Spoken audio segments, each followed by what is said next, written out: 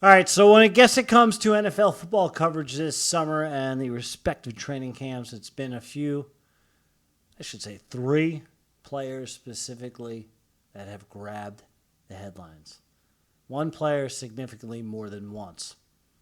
I'm talking about Antonio Brown's feet. I'm talking about Antonio Brown's helmet. I'm talking about OBJ with his one-sided feud with NYG and his teammate, the quarterback, Baker Mayfield, who had some harsh words for Giants' signal caller, rookie Daniel Jones, the sixth overall pick, of course, in the 2019 draft this year. Giants' first pick in that draft, their first selection. A lot of controversy regarding the selection. A lot of folks, yours truly, thought it was too high at the time.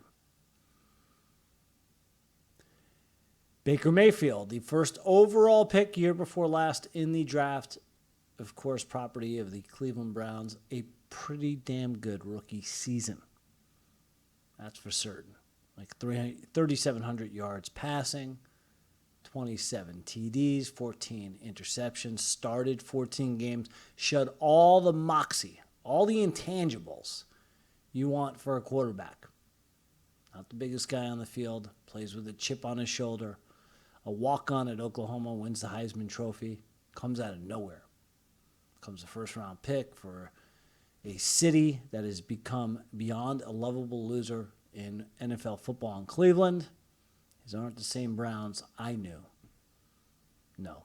The Art Modell Browns of the late 80s, I should say, with Marty Schottenheimer, Ernest Biner, Bernie Kosar, number 19.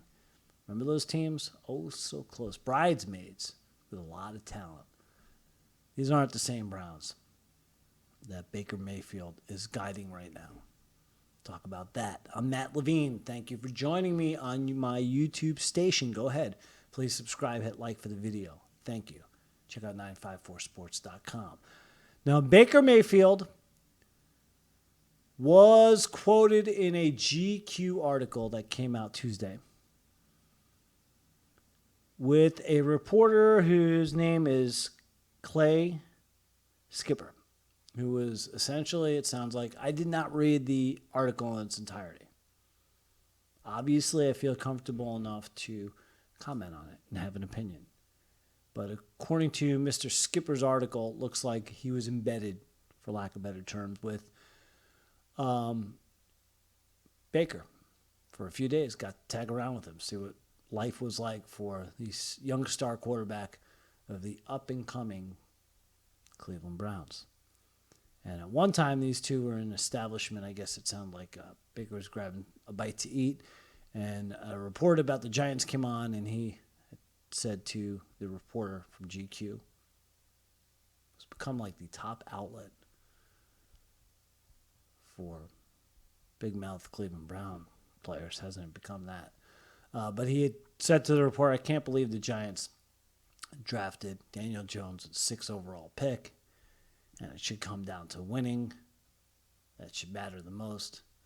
Daniel Jones not successful at Duke in that category. 17 wins, 19 losses. You know what? Either was Pat Mahomes. I think he was 16 and 19 in college at Texas Tech. John Elway, below 500 in his years at Stanford University. I'll always remember that. Just an interesting little fun fact, as everyone likes to say nowadays. But you know what I'd like to say to Baker Mayfield? First off, you should take the high road. You should worry about one thing, the Cleveland Browns.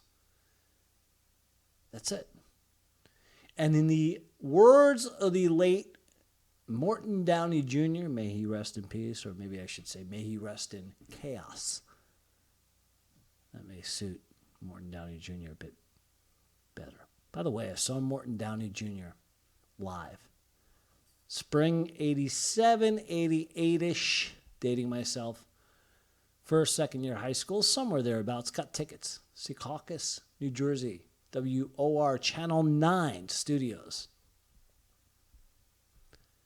And I got to see Morton Downey Jr. do his best work berating someone who's gotten way too much publicity for all the wrong reasons in David Duke.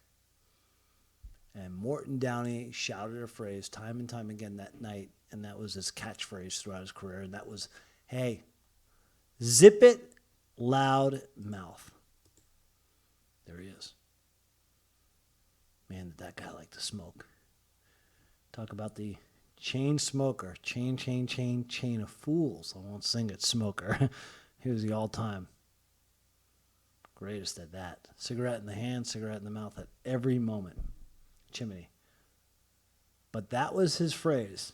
And I think it's so eloquent when it comes to Baker Mayfield, who indeed has a unbelievable amount of talent.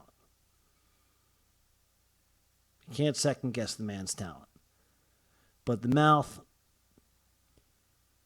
has to catch up with the talent in the regard of taking the high road and keeping it quiet. Nothing to gain about ripping another franchise's quarterback or another high draft pick with another franchise that has nothing to do with the Browns, by the way. And I love Daniel Jones's response. Take a look at this. I'll read it out.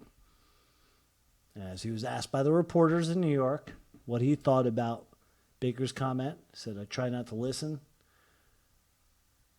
too much. That said Jones, I think I've done a pretty good job of that. I've heard that before. I kind of have the same mindset. I certainly have to focus on here. I have a lot to worry about here, and I'm focused on that. Love it. Now, if his talent matches up to what he's got in the noggin, Giants are going to have a winner. And so far, he's looked pretty good. I know it's the preseason. Nobody's career was ever made or broken in the preseason. Well, broken, but certainly not made. No one's ever earned a gold jacket in the preseason. 16-19, 228 on the yards. 2 touchdowns. I know he's had a couple fumbles in the latest game against Chicago last week, but we'll see how he does in the Giants' dress rehearsal tonight. That's what they used to call the third preseason game, the most meaningful in the preseason schedule. We'll see how much PT he gets and how much he does on the positive side of things for NYJ. But again, my advice, it's simple to Baker Mayfield. Zip it, loud mouth.